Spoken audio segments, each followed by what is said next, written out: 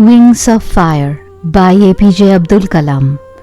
Orientation Part 1. Another person who greatly influenced my boyhood was my first cousin Samsuddin. He was the sole distributor for newspapers in Rameshwaram. The newspapers would arrive at Rameshwaram station by the morning train from Pamban. Samsuddin's newspaper agency was a one-man organization catering to the reading demands of the 1,000-strong literate population of Rameshwaram town. These newspapers were mainly bought to keep abreast of current developments in the national independence movement, for astrological reference, or to check the bullion rates prevailing in Madras. A few readers with a more cosmopolitan outlook would discuss Hitler, Mahatma Gandhi and Jinnah. Almost all would finally flow into the mighty political current of Periyar E.V. Ramaswamy's movement against high caste Hindus. Dinamoni was the most sought-after newspaper. Since reading the printed matter was beyond my capability, I had to satisfy myself with glancing at the pictures in the newspaper before Samsuddin delivered them to his customers. The Second World War broke out in 1939 when I was 8 years old. For reasons I have never been able to understand, a sudden demand for tamarind seeds erupted in the market. I used to collect the seeds and sell them to a provision shop on Mosque Street. A day's collection would fetch me the princely sum of 1 anna. Jalaluddin would tell me stories about the war which I would later attempt to trace in the headlines in Dinamoni. Our area, being isolated, was completely unaffected by the war. But soon India was forced to join the Allied forces and something like a state of emergency was declared. The first casualty came in the form of the suspension of the train halt at Rameshwaram station.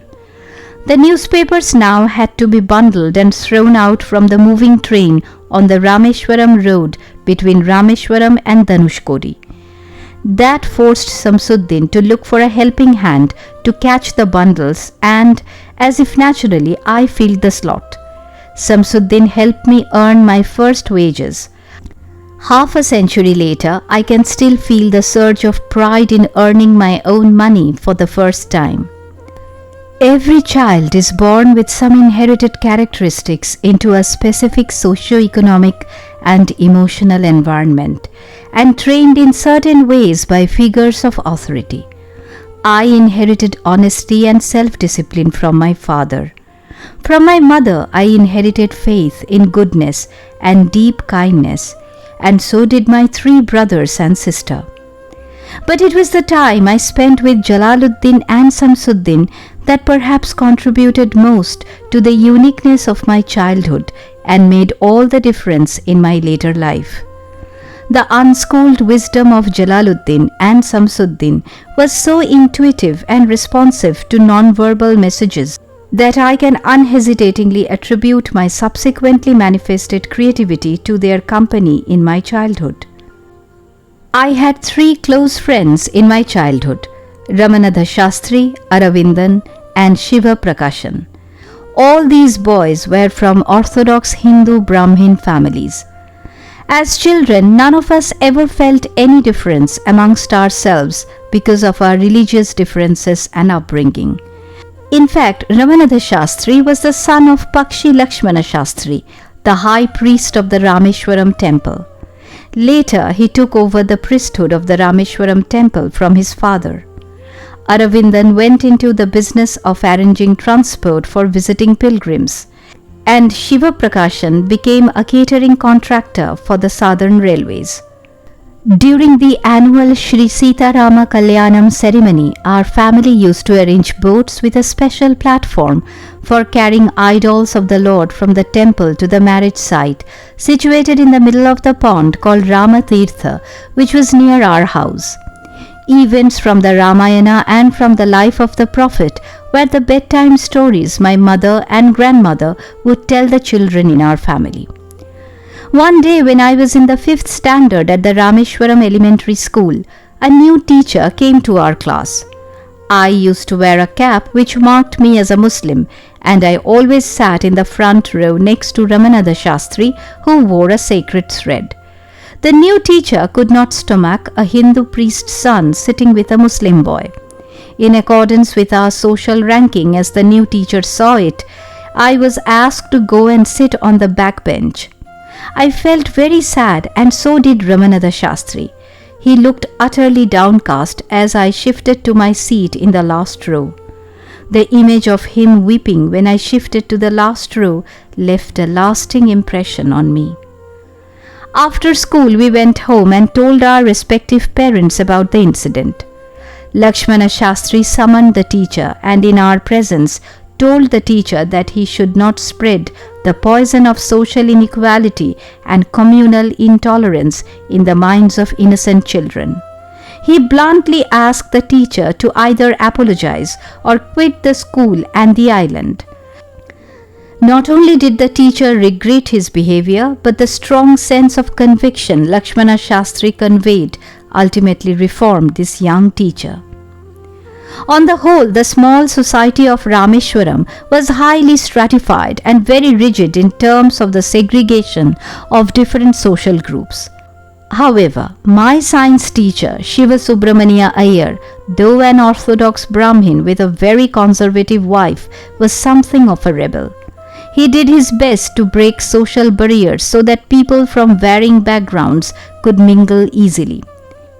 He used to spend hours with me and would say, "Kalam, I want you to develop so that you are on par with the highly educated people of the big cities." One day he invited me to his home for a meal. His wife was horrified at the idea of a Muslim boy being invited to dine in her ritually pure kitchen. She refused to serve me in her kitchen. Shiva Subramania Iyer was not perturbed, nor did he get angry with his wife, but instead served me with his own hands and sat down beside me to eat his meal. His wife watched us from behind the kitchen door. I wondered whether she had observed any difference in the way I ate rice, drank water, or cleaned the floor after the meal. When I was leaving his house, Shiva Subramania Iyer invited me to join him for dinner again the next weekend. Observing my hesitation, he told me not to get upset, saying, "Once you decide to change the system, such problems have to be confronted." When I visited his house the next week, Shiva Subramania Iyer's wife took me inside her kitchen and served me food with her own hands. Then the Second World War was over and India's freedom was imminent. "Indians will build their own India," declared Gandhiji. The whole country was filled with an unprecedented optimism. I asked my father's permission to leave Rameshwaram and study at the district headquarters in Ramanathapuram. He told me as if thinking aloud, "Abul, I know you have to go away to grow. Does the seagull not fly across the sun alone and without a nest? You must forego your longing for the land of your memories to move into the dwelling place of your greater desires. Our love will not bind you, nor will our needs hold you." He quoted Khalil Gibran to my hesitant mother. "Your children are not your children. They are the sons and daughters of life's longing for itself. They come through you, but not from you. You may give them your love, but not your thoughts, for they have their own thoughts." He took me and my 3 brothers to the mosque and recited the prayer Al-Fatiha from the Holy Quran. As he put me on the train at Rameshwaram station, he said, "This island may be housing your body, but not your soul. Your soul dwells in the house of tomorrow, which none of us at Rameshwaram can visit, not even in our dreams. May God bless you, my child." Shamsuddin and Ahmed Jalaluddin travelled with me to Ramanathapuram to enroll me in Schwartz High School and to arrange for my boarding there. Somehow I did not take to the new setting. The town of Ramanathapuram was a thriving, factious town of some 50,000 people. but the coherence and harmony of Rameshwaram was absent. I missed my home and grabbed every opportunity to visit Rameshwaram. The pool of educational opportunities at Ramanathapuram was not strong enough to nullify the attraction of Poli, a South Indian sweet my mother made. In fact, she used to prepare 12 distinctly different varieties of it, bringing out the flavor of every single ingredient used in the best possible combinations. Despite my homesickness, I was determined to come to terms with the new environment because I knew my father had invested great hopes in my success. My father visualized me as a collector in the making, and I thought it my duty to realize my father's dream, although I desperately missed the familiarity, security, and comforts of Rameshwaram. Jalaluddin used to speak to me about the power of positive thinking, and I often recalled his words when I felt homesick or dejected. I tried hard to do as he said, which was to strive to control my thoughts and my mind, and through these to influence my destiny. Ironically, that destiny did not lead me back to Rameshwaram, but rather swept me farther away from the home of my childhood.